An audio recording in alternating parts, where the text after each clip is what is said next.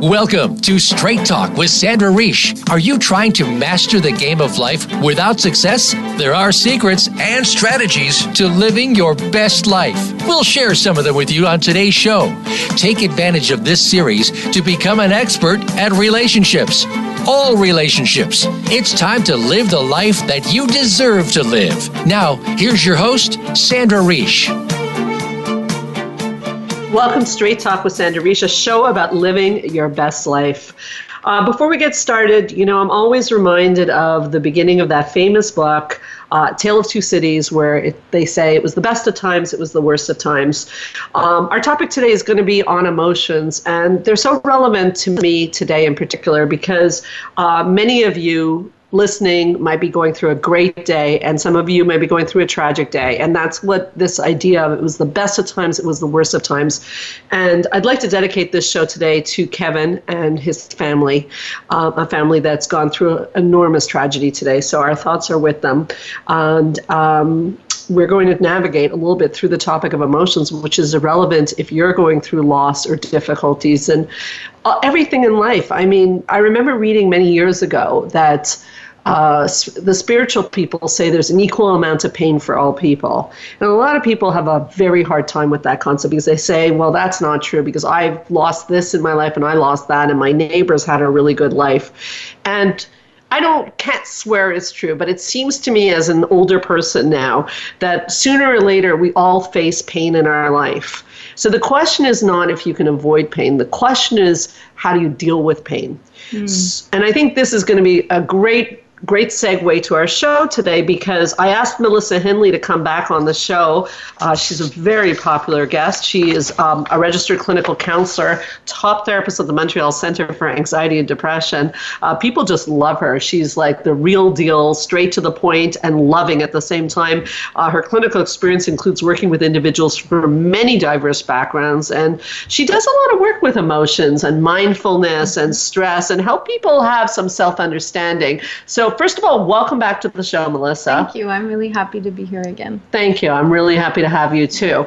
We got into this topic when you were here last because we decided to do a show on repressed emotions and I want to bring it back to our dedication to Kevin a little bit today, is the original thought was that I find people don't talk enough about the role of repressed emotions in anxiety and depression treatment.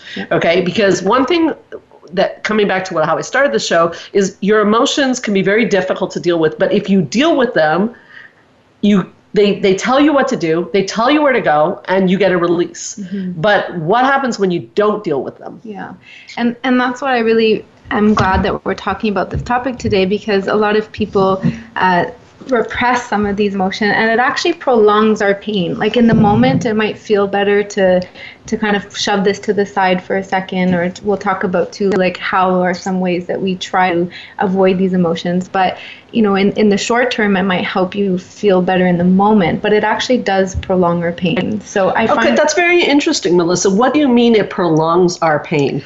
So with a lot of my clients, I find that, we'll get into anxiety and depression. And so because we're not dealing with the root of the core emotions, which we'll talk about, because those are the roots of the problem, that I find that because we're not dealing with it, then we start to, it starts to drag on. It starts to become longer, our pain, because we're not dealing with it. So, and then something else will happen, and then it's like we're constantly faced with the same emotions that stir up again. So it's like we shove them down for a little bit, but then they'll like resurface itself up, and then we try to do our best because we're human. To push them down. Yeah. Or to numb them. To numb them, yeah. Push them down or numb them with alcohol, TV, working too much. There's so many different things you can do. Yes. Yeah. So many. But they'll come and get you, and that is really true because I don't suffer from anxiety or depression, but when I'm not dealing with something, like all of a sudden, like I'll get like a weird feeling in my stomach. And so I always tell people with anxiety and depression that they're the lucky ones. Their body is talking to them. Yeah. I mean, what about all the people who don't get a symptom and instead their bodies are going into disease and they're only going to find out, when they get a diagnosis. I consider getting a symptom a good sign. It's telling me something's wrong. Yeah. And that's what I always try to teach my clients is that emotions are just signals. They're just your body's way of signaling like, hey, something's going on. But the thing is that we might have been taught to ignore our emotions, and people might, on top of that, dismiss our own emotions. Okay, so that brings up a lot of things, so I want to segue with that. So 50 years ago, and you're a young lady, so I don't know if you even know this, but the American Psychological Association used to consider showing emotions a sign of weakness. Did you know that? Yes, I did. Okay. But I didn't know it was the American Psychological Association. In psychology, I'm not proud to say this, we used to consider emotions a sign of weakness. Too much emotionality, not a good thing. Okay? Now, there is still such a thing as being too emotional, like histrionic personality. That's a problem.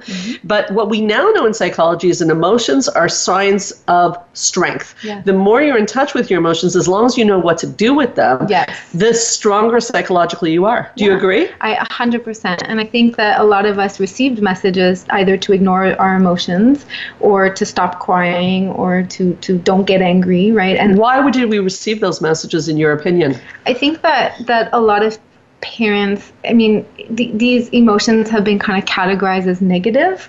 And so when we receive messages, a lot of parents don't know what to do in terms of, and it triggers maybe their own anxiety. Yes, so it's trying to, I think that's well said. Like trying to put the cover over a boiling pot, just trying to minimize it. Yeah. And also a lot of people connect the emotion with the behavior. So for example, if I feel angry, therefore I must hit something. And we really have to tease apart the two, that anger is just an emotion. Now what we do with it is a different story. And so in your opinion, what do you think, why do you think we receive these messages?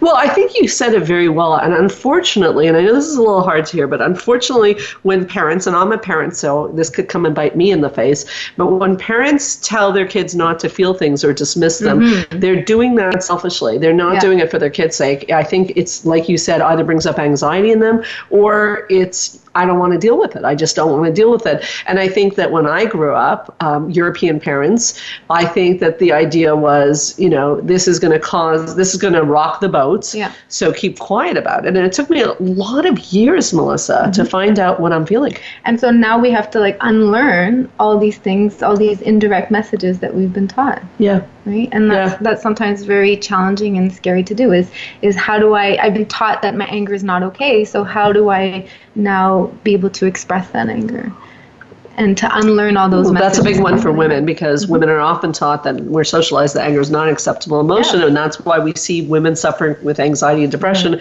much higher rate than we see men. I mean, men have their own struggles. Yeah. But we have to start to understand that when we come out of our mother's stomachs, we are screaming. Anger is absolutely an adaptive emotion. We absolutely need it.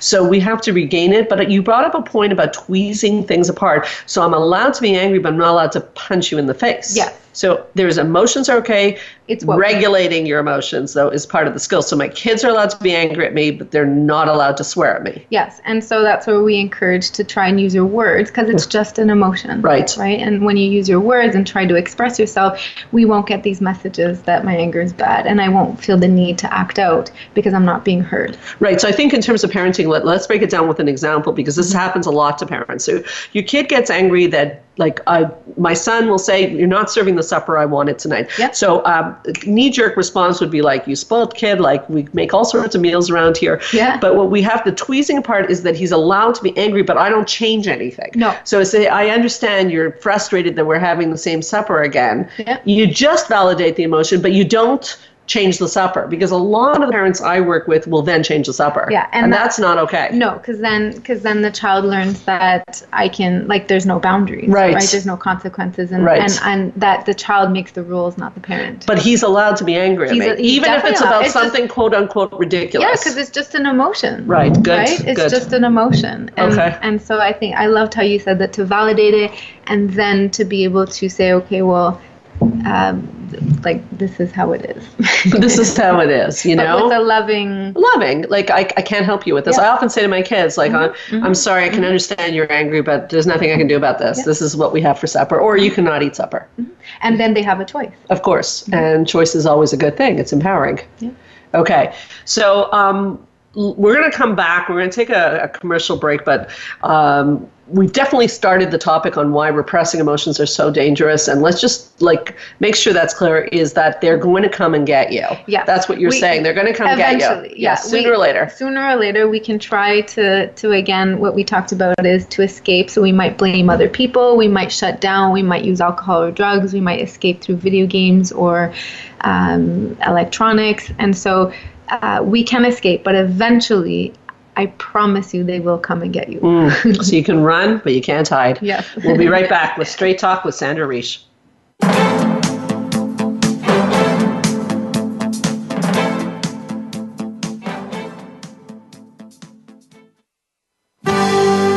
Your life, your health, your network. You're listening to Voice America Health and Wellness. Spa Munari is a full-service wellness day spa located at the heart of West Island, Quebec. Submerge yourself in beauty with one of our many treatments, specially catered to your needs. We offer facials, manicures, pedicures, hair removal, massages, body treatments, and so much more. Enjoy our ultimate relaxation experience with our spa packages. We offer a men's menu as well. Call us today to book your next appointment at 514-695-5040 or visit us on the web at spamunari.com. That's 514-695-5040 or spamunari.com. Join the therapist who is affectionately known as the Couple Whisperer, Sandra Reish, on her famous couple retreats, and change your life forever. Sandra offers couple retreats in beautiful locations several times a year that can radically change your love life. Couples describe her retreats as life-changing. Regain that loving feeling, bring your intimacy to a new level, and rediscover excitement and joy. Find out more at helpforanxietydepression.com or call 514-796-4357. We all want love and safety. Now you can have it. Call 514-796-4357 or helpforanxietydepression.com.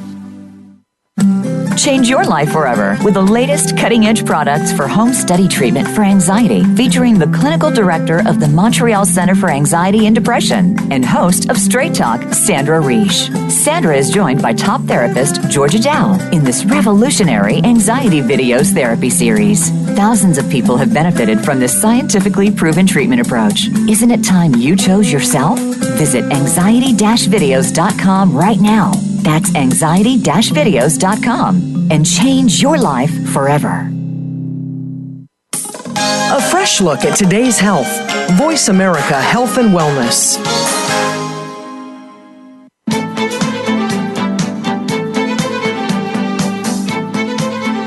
You are listening to Straight Talk with Sandra Reish. To connect with the program today, please call 1-866-472-5792. Again, that's 1-866-472-5792. You may also send an email to info@helpforanxietydepression.com. Now, back to Straight Talk. Here's Sandra Reish. So we're back. Lots to say. Even on the break, Melissa and I were having a great talk. So I forgot to say in segment one, if you want to join the conversation, I know many of you, I see the statistics of where you're listening from all across the world. You can certainly call in. Don't be shy. We'd love to hear from you. 1-866-472-5792. Feel free to call in with any questions or comments or just to say hi. Now, there's a number of big things that just came up on the break, and I want to go through them. So we were talking about how you can run, but you can't hide. So I want to give a personal example of that. I've always been a fairly sensitive, emotional type. And when I was a kid and a teenager, I used to see people and even family members who, no matter what happened, they never cracked. And I used to really be envious of them because I would think, oh my God, like I'm crying every night and I'm curled up in fetal position and they're fine. Like, what? Like, God, why did you do this to me? And I've had clients say to me that they'd like to be like that they're jealous of people like that. But here's the deal. I remember one person in particular who never cracked, no matter what happened. And one day something happened to her. It was just like, what do they say? The cherry on the cherry on the cake or cherry on top. And all of a sudden I saw her face crack literally, and she ended up having a breakdown. And that kind of fits with what you're saying, is that, and ties into your triangle of conflict and your defenses. So maybe you can talk a little bit about that, is that there are defenses that a lot of people don't express emotions, but they don't ultimately work forever, right? Yeah. That's what happened to this person, right? Okay. Yeah. And I think your example ties in really well with this triangle. So we call this the triangle of conflict. So if you can picture a triangle and the three sides. So on one side, we have our core emotions. Now, do you know any of the core emotions? What would you, in your experience? I would imagine they're sadness, anger, fear. Yeah. I know disgust is one of them. Yeah. Joy. Yeah. And excitement. Yeah. Oh, wow. Did I miss any? I think that, well, I mean, there's lots of different theories around this. But those are the key ones. These are the key ones. These are the ones we learn in school. Yeah. That's why I got it. These are the key ones. And so these are just our core emotions, and we're born with them. We need them, right? They're just emotions. We need them, right? Now, if we go to now some of these are very hard to handle, right? Which one would be, typically, do you see in your clients that are more? You know what? I think we did miss one that clients always avoid, which is shame. Yes, shame. That's a big one. We forgot shame. Shame and guilt. Yes. Oh yeah. Yes, that's a big one. Oh my God! No one. That's a universal emotion that nobody wants to feel shame. Mm-hmm, mm-hmm. Yeah. It's very difficult to feel that. Yeah. So out of these, so shame. In my experience, anger. I find a lot of my clients have difficulty expressing anger because they associate, again, what we talked about in the first segment with the behavior. Indeed. And again, the anger is just the emotion. Yes. So anger, sadness, fear, and shame, I find with the anxiety, the fear, that these are the toughest emotions that people usually have a hard time dealing with. And so naturally, like, we're hardwired to want to avoid things that bring us pain. Of course. Right? We move away from pain. We move towards pleasure. Pleasures. So therefore, along this triangle, we're always going to move. So we have our core emotions. Now, there's things that we do, in the example, like you said, there's things that we do that help us to try and avoid these emotions. Now, it can turn either into anxiety. That's how anxiety and anger or sadness or fear are related, because instead of feeling angry, we turn that, like, not us, but there's a mechanism inside of us that turns that into anxiety. And now we start to worry about it. Okay, tell me more about this mechanism. So these are defenses. These are things that we use to avoid the pain. Okay, so just to review, if I don't want to feel anger, for example, I need a defense mechanism. Yes. Like what? So one defense mechanism could be to minimize, right? So it's no big deal. Yeah, it's no big deal, right? So don't just make a fuss. In your story, maybe the person tried to minimize. All the events in their lives, right? Yeah. So minimize, maybe intellectualize. Intellectualize is a big one. I see in clients a lot.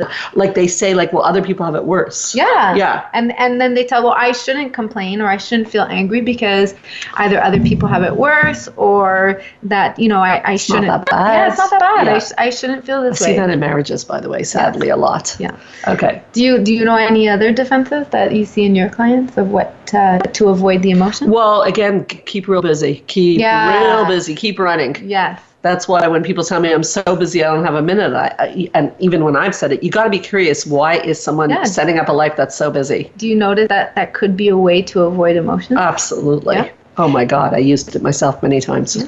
Also, denial. I don't have a problem. Yeah. She's the problem. Right. He's the problem. Right. Right. Do you see that in your couples? I do. Mm-hmm. I do, and I feel like that. It so messes up couples because it's overly simplistic. Yes. And it doesn't solve the problem. No. It's too easy. You're the problem, not me. Yeah. Too easy, and also running away is too easy. Yep. And shutting down and being avoidant is the other way. That's another one. I don't feel anything. Yeah. Yeah. That I don't feel anything. I don't want to feel anything because I'd rather live a life. This amazes me. Many clients, this is their theme song. I'd rather live a life of no emotions at all than live a life of color, which is the good emotions with the bad emotions. That's a big decision to make. It's huge. Okay, because that's living in black and white. Yeah. So you don't get the negative emotions, but you also don't get the positive ones. Yeah. Yeah. There's no way around that, by the way, eh? No. So we see, and then so we have the anxiety, we have our core emotions, and we have the defenses that we use. They might have protected us in our past. We might have needed them for if we had some really tragic event or anything very stressful that we went through that we needed. Oh, that's a good point. The defenses get developed to protect us in childhood. They're protected. But they're not good in adulthood. Yeah, is it still earning its keep? I like that. That's very Sandra-ishly, earning its keep. I love that line. I like it. That is it still doing what it's I like that. Cute. Yeah.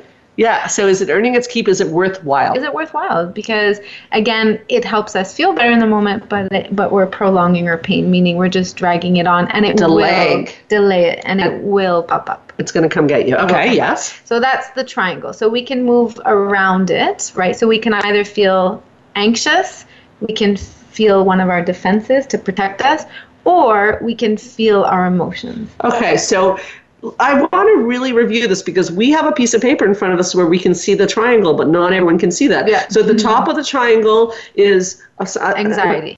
Anxiety. I'm not going to feel my emotions. I'm going to get a symptom. Yes. Okay. Or at the next level, the next corner, are my defenses are going to be so strong, no symptom of anxiety, but I'm going to have to use a defense mechanism. Or the third quadrant, I guess, I don't know if that's called a quadrant, but anyways, the third point. Yeah. Or I feel my emotions. Yes. But I don't like to feel my emotions. They feel bad. I don't want to cry. And we can continue doing that. We've been doing that for so long, and we have a choice. We can continue, just like the example you gave, we can continue to avoid them, but one little thing can set off this whole big explosion. Well, that's right. And so therefore, it is painful to go through those emotions. But once we learn how to, which we'll talk about at the end, how to feel our emotions and how do we get through this. I can't wait. But we learn not to avoid them so that we can feel better and we don't have to get worse. So in your experience, why do you think why else do you think it leads to anxiety, this repressed anger or emotions or repressed sadness? Well, what we know about anger is that anger works on the same system in your body as anxiety, your sympathetic nervous system. Yeah. So actually you cannot be angry and anxious at the same time. It feels like you could be, but you can't. Yes. So therefore, the core of my practice has often been to look for what is bothering the person, because if you get in touch with the anger, then the person gets in touch with it, the anxiety will reduce. So it's a very big factor to know what's bothering them. Now, my favorite is a client that says, my favorite cases, I don't know about you, is where someone says, I don't get angry. I have nothing to be angry about. I go, as a therapist, we go ding, ding, ding. Yeah. Okay. It's like when people say I had a perfect childhood, the same response. So the thing is that doesn't make sense because there's a lot in this world to be angry about. Yeah. Life is filled with injustices. People die. Terrible things happen. Yes. People sometimes are disrespectful to you. So how is it that you would never be angry? Yeah. I don't get that. Yeah.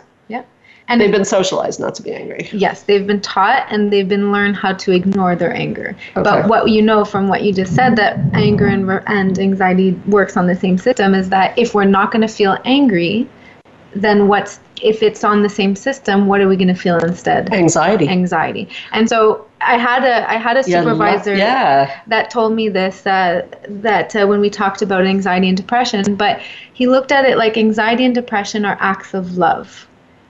And when he first said that, I was really confused because I also suffer from anxiety. And I said, how is this an act of love? Yeah. Right? How is it? Well, if we're feeling anger, and like we talked about, if we're not expressing the anger towards whoever it is that we're angry about, we're protecting them. Yeah. Right? We're protecting them. And therefore, I'm going to sacrifice myself, right, with my anxiety and my depression. I'm going to sacrifice myself in order to protect the person I love, because I don't want to I have mixed feelings towards them.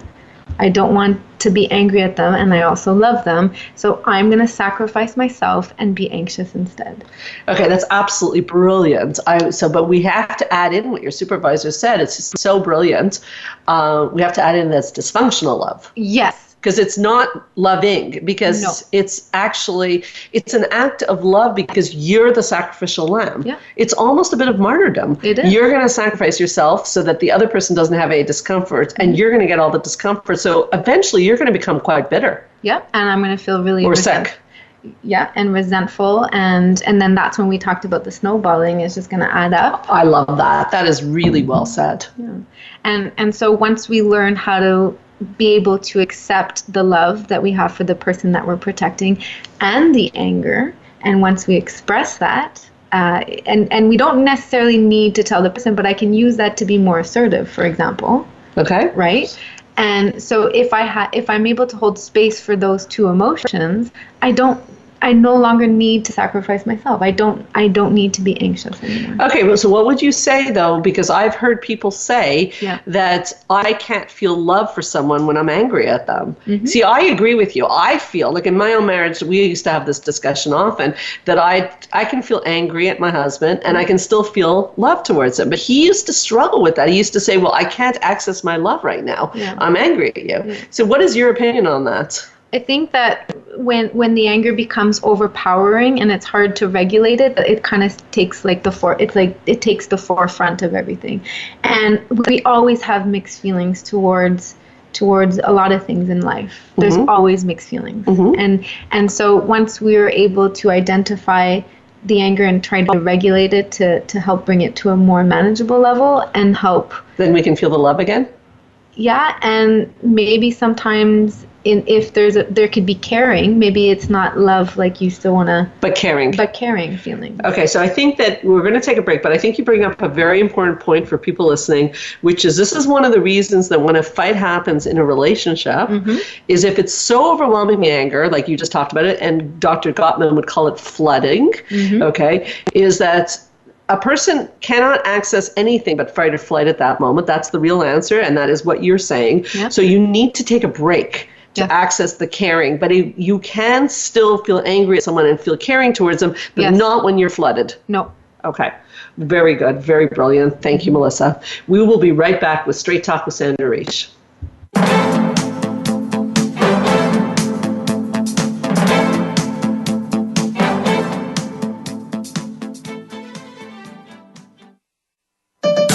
Your life, your health, your network. You're listening to Voice America Health and Wellness.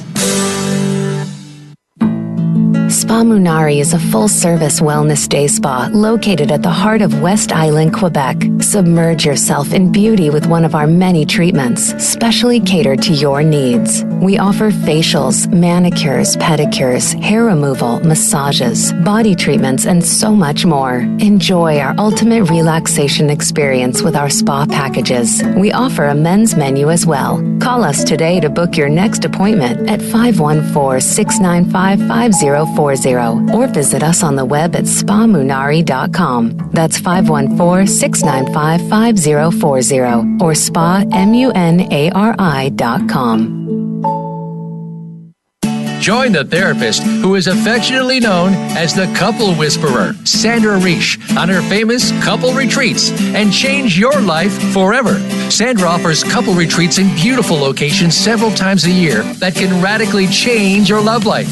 Couples describe her retreats as life-changing. Regain that loving feeling, bring your intimacy to a new level, and rediscover excitement and joy. Find out more at helpforanxietydepression.com or call 514-796-4357. We all want love and safety. Now you can have it. Call 514-796-4357 or helpforanxietydepression.com. Change your life forever with the latest cutting-edge products for home study treatment for anxiety, featuring the clinical director of the Montreal Center for Anxiety and Depression and host of Straight Talk, Sandra Reish. Sandra is joined by top therapist Georgia Dow in this revolutionary anxiety videos therapy series. Thousands of people have benefited from this scientifically proven treatment approach. Isn't it time you chose yourself? Visit anxiety-videos.com right now. That's anxiety-videos.com and change your life forever. A fresh look at today's health. Voice America Health and Wellness.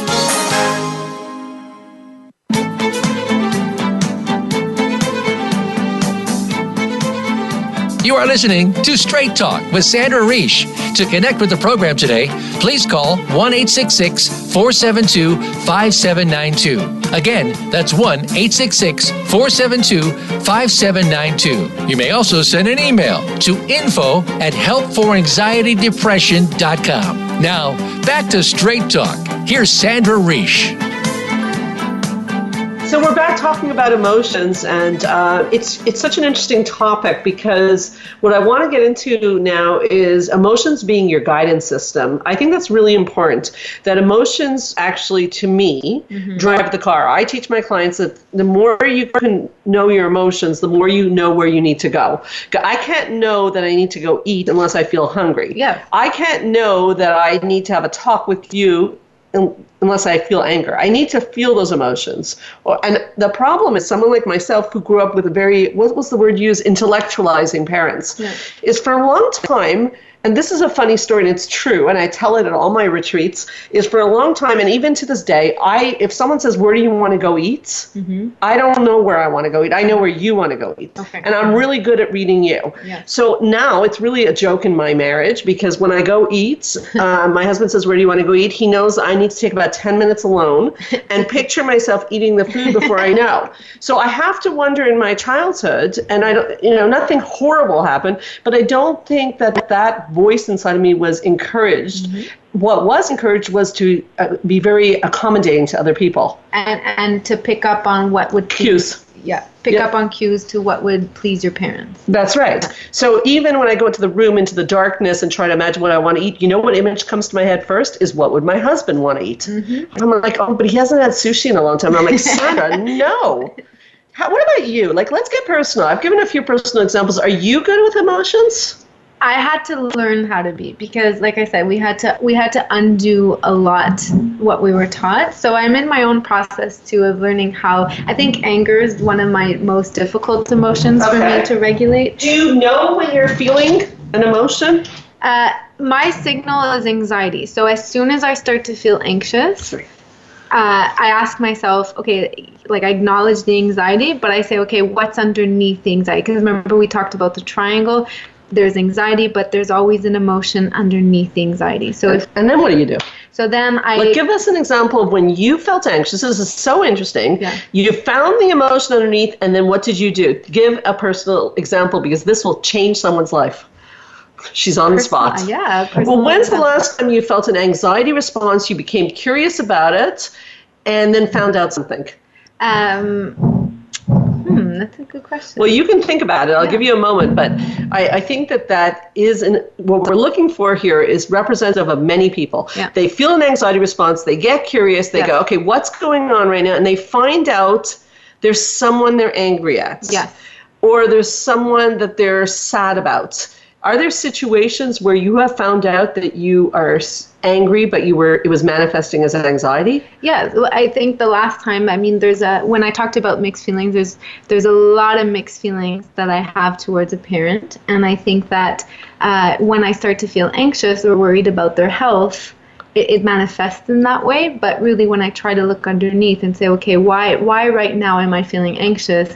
And I usually find that there's some resentment underneath. Oh, that's very honest. Yeah, that there's some anger. Okay, and then what do you do? So first I label it. I always say you can't fix a roof that's leaking if you don't know it's leaking. I love that. So we need to be able to first That's very Dr. Phil of you. I love that.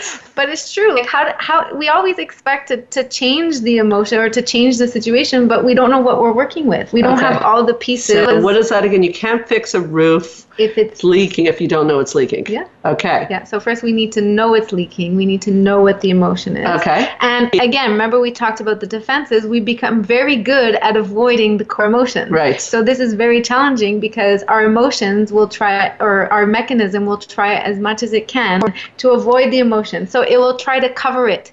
It's trying to cover it with anxiety, with denial, with intellectualizing, maybe even with sadness. Sometimes sadness covers anger. Oh, right. Yeah. Yeah. And the other way around sometimes too. Yeah.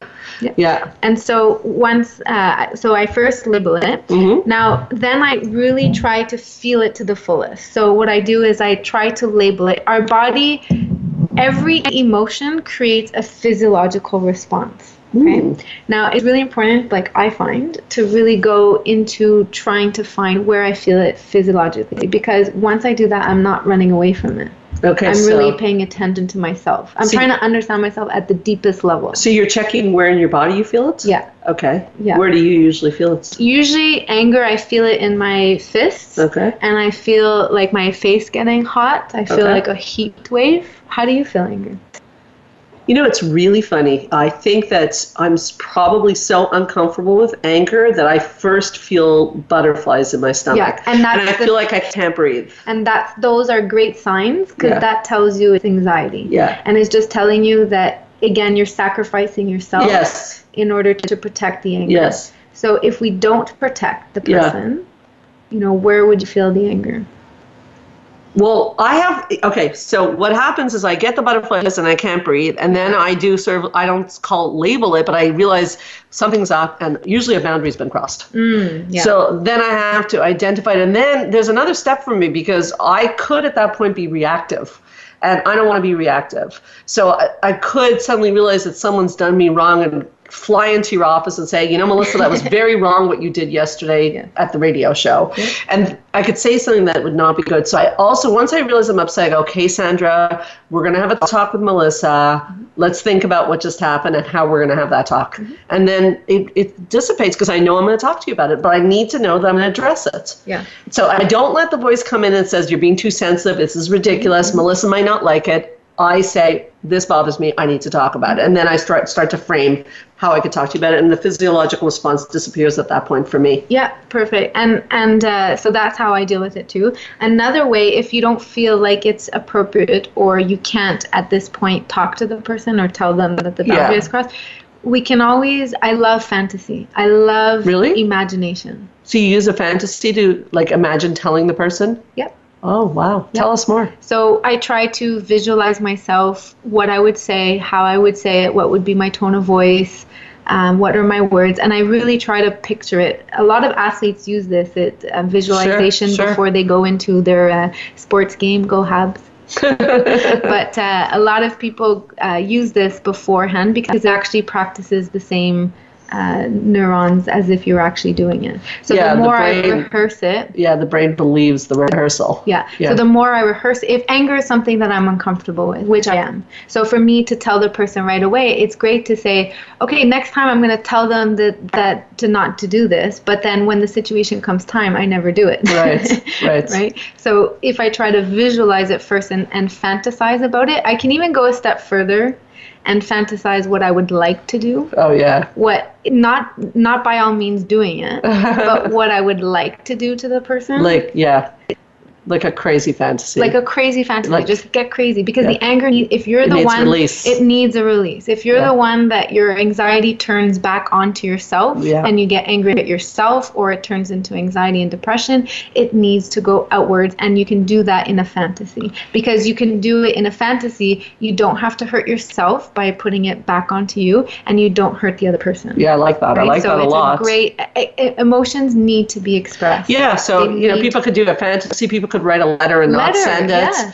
That's very therapeutic. Yeah, now that leads into a question actually that I think is important to ask, because if I did have an issue with you, Melissa, I feel very confident that I could come talk to you and you'd hear me and we'd resolve it. You're a therapist. Our relationship is a healthy relationship.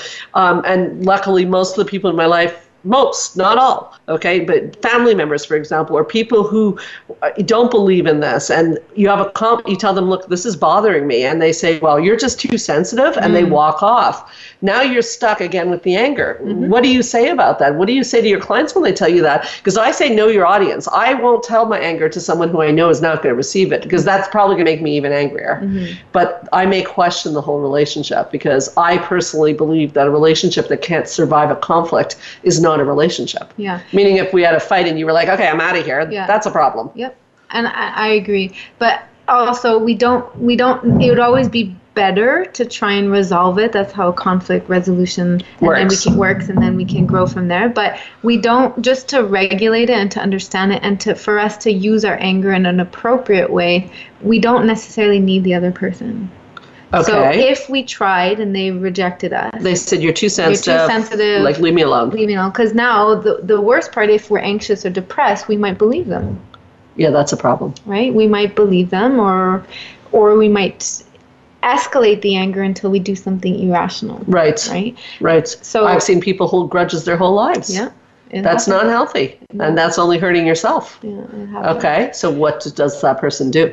So in that sense, like I said, trying to remove ourselves from the situation if we can, but also to try and label it. Again, I'm feeling angry. Where in my body am I feeling this? In my stomach, in my stomach or in my fist, like I'm feeling angry. And if we just try to learn how to tolerate that feeling without acting on it right away, then we'll be less impulsive.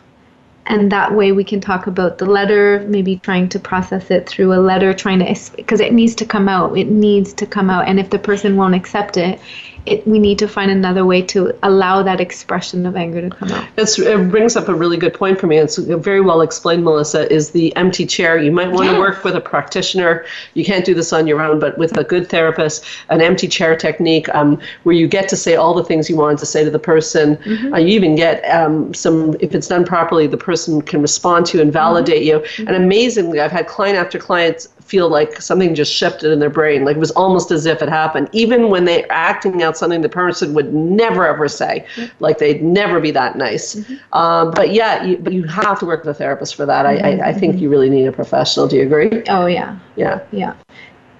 Go ahead. You had a thought? That I actually did it today. You did an empty chair?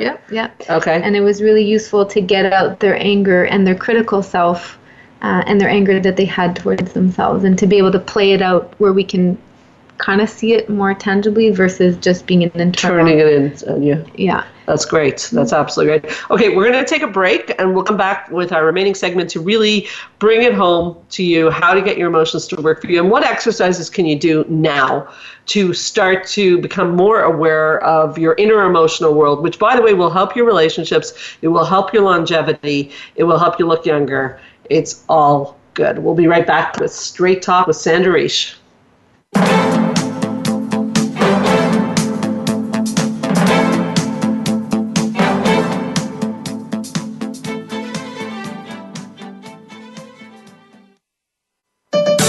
Your life, your health, your network.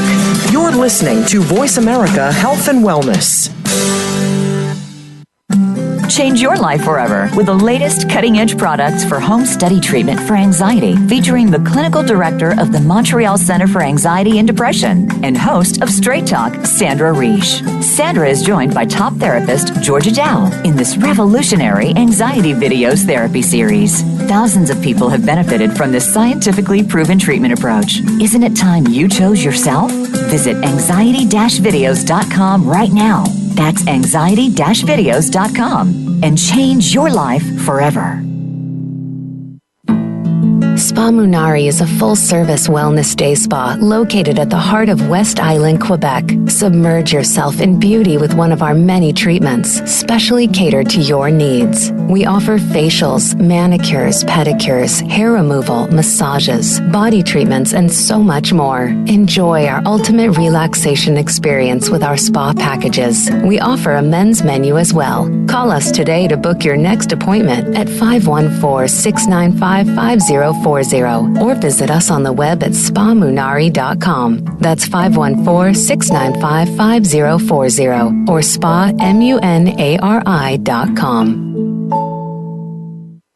Join the therapist who is affectionately known as the Couple Whisperer, Sandra Reish, on her famous couple retreats, and change your life forever.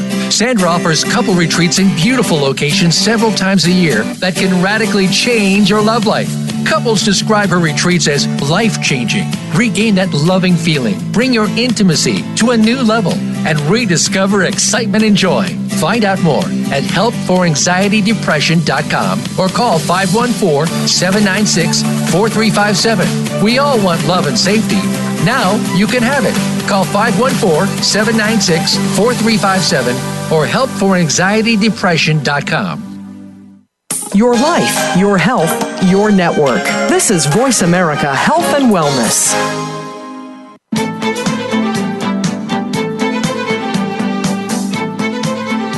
You are listening to Straight Talk with Sandra Reish. To connect with the program today, please call 1-866-472-5792. Again, that's 1-866-472-5792. You may also send an email to info@helpforanxietydepression.com. Now, back to Straight Talk. Here's Sandra Reish.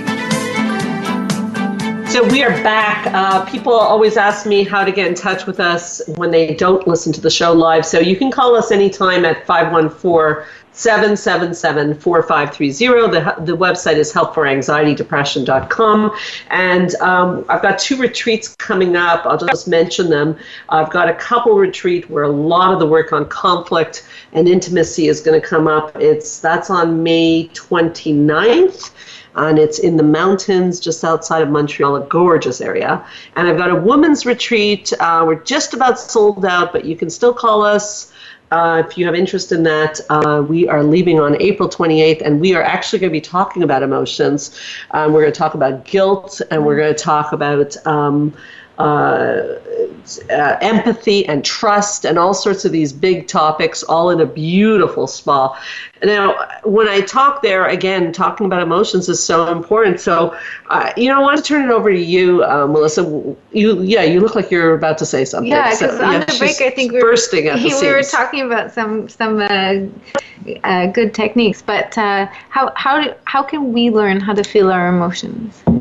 Well, I think it's really a process, and I think it's baby steps. I gave the example of the food situation for me. I mean, I've been on this earth a number of years, and I still don't know what I want to eat. It's quite amazingly embarrassing. Mm-hmm. This is what I did to heal myself, and it's my number one strategy. I teach it to my therapist, and I find it really worked. So I'll tell you mine, and then perhaps you can tell one of your best strategies. Mm-hmm. What I do is, again, I was brought up very cognitive, meaning I was in my head. A lot of people are very much in their head. Mm-hmm. And I started to learn about how I feel by asking myself throughout the day this question: what am I feeling right now, and what do I need? Mm. So that's, at first, I would be like, blank, what do I feel? What do you mean? And my clients say that too. What do you mean, what do I feel? I feel nothing. But we never feel nothing. Always. So if you pause right now and you look at what you're feeling, so I feel a little pain. I went to yoga today, a little pain in my upper back, tiny bit hungry. Hunger is an emotion.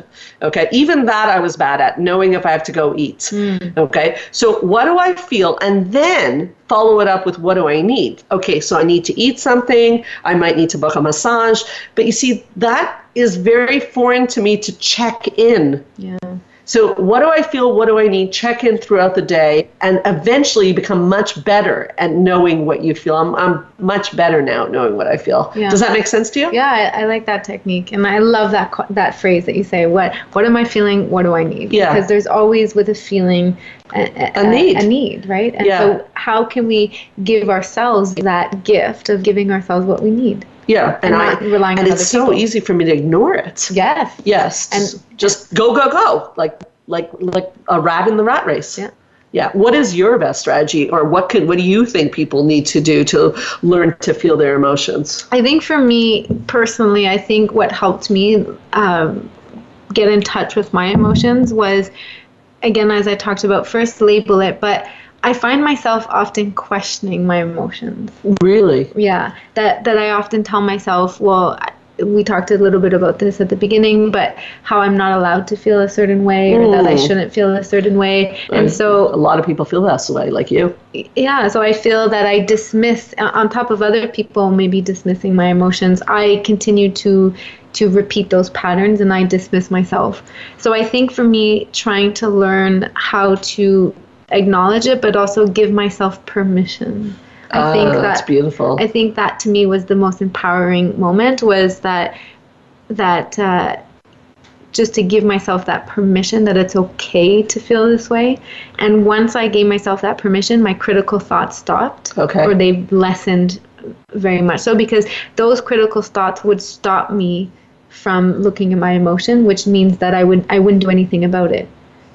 I wouldn't tell the person, or I would just like go on with my day, but then I would feel again very anxious. Right. So once I allowed myself to say it's okay, I'm okay to feel this emotion, that it's justified, And even if it's not, it's okay to feel it. Now, what we do with it is a different story. So really, I think what helped me was to tease out, just because I'm angry, it doesn't mean I need to hate the person. It doesn't mean I need to be so angry that I never talk to them again. Right. I can just feel angry and just honor those feelings. And I think honoring that really helped me to be able to feel them. That's beautiful, and that's huge. So because emotions are always valid. They really are. We know this in psychology. They're always valid. So you're saying emotions. They're just emotions. So when you feel something now, you don't say you shouldn't feel this way. You say, it's okay that I feel this way. So you self-soothe. I self-soothe. You self-soothe. I liked how you said that. I didn't label it that way. Yeah. But you tell yourself it's okay to feel this way. It's okay. Yeah. So it allows you to sit with it also a little bit. It sits with it, and then it helps me to think rationally what I want to do about it. Right? I don't get too emotional, because when I get hard on myself, my anxiety just skyrockets. Right. And then now it's like I do it yourself lobotomy, and I can't think about what to do, right? And so in those moments, it helps me to self-soothe. It helps me to recognize it's okay to feel this way, and then I can think rationally, okay, what do I need? What do I need to do about it? Okay, so, we're coming to the end of the show, and, I know that it wasn't the easiest day for you. I know a little bit about you. And what do you think you're going to need this evening? I'm curious what you think you're going to need, because other people go through very difficult days and loss and grief. And there's a phenomena called complicated grief, because people don't go take care of their grief. So what do you think you're going to need at the end of the day? I'm doing a little psychotherapy on her. Yes, I think I need to acknowledge my grief and to know that it's valid and it's okay to feel this immense sadness. And because a lot of people would tell me, well, he's not in pain anymore, and trying to justify it, which I understand, but that it's still okay for me to feel this way. And it is okay to feel that way. And I need my friends. Throughout this process, I've learned that my friends are my major support system, and they're all here in Montreal because they're from different provinces. And so tonight I really need to be with them. Okay, so you're bringing up actually some really touching things. That support system is important, and that although you can find meaning in pain, such as that, if someone dies, that they're not in pain anymore, it's important to also honor the emotion that what you feel is what you feel, and you're allowed to feel it. Yeah. I think that's a beautiful, beautiful ending to a show that we're dedicating to Kevin, right? Yes, I'm saying his name properly. And I want to thank you, Melissa, so much for coming on the show. You've brought so much, and it's such an important topic. So thank you so much for coming on Straight Talk. I'm really happy to be here. Thank you. I'd like to also, of course, thank our listeners. And invite you to come back next week. If you're interested in the retreats, therapy, or anything that was mentioned on the show, and you want the website, it's helpforanxietydepression.com. You can also go on straighttalksandrareach.com, and if you put a / and you write radio gifts, you get a slew of free gifts, no catch at all. So go on straighttalksandrareach.com / radio gifts, get your free gifts. Check out the Facebook page, Straight Talk Sandra Reach as well. Feel free to leave a question for me, Melissa, anyone, and don't forget to like the page while you're there.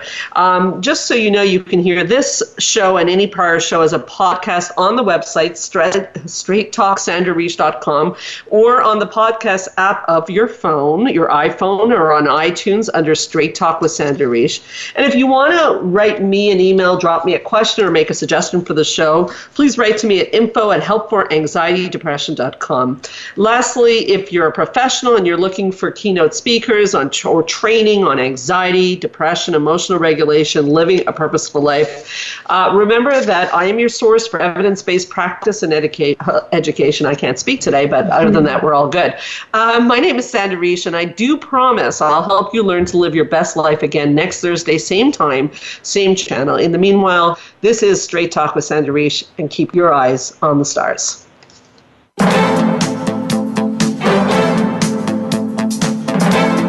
Thank you for listening to Straight Talk with Sandra Reach. We hope you've enjoyed today's show, and we'll tune in again next Thursday at 3 p.m. Pacific Time, 6 p.m. Eastern Time on the Voice America Health and Wellness Channel. Now, go live your best life.